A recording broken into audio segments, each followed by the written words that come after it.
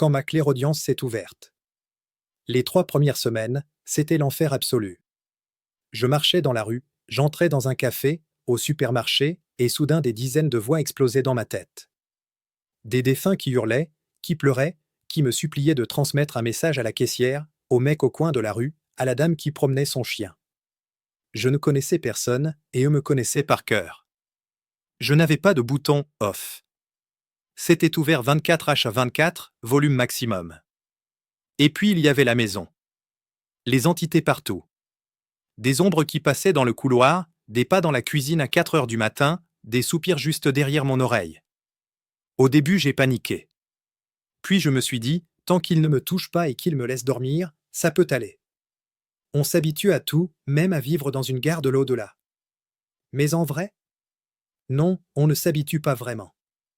On apprend juste à faire semblant. Aujourd'hui, j'ai appris à ouvrir et fermer la porte quand je le décide. À dire stop quand c'est trop. À renvoyer poliment ou moins poliment ceux qui dépassent les bornes. Parce que oui, voir et entendre l'invisible, c'est un don. Mais sans maîtrise, c'est une prison.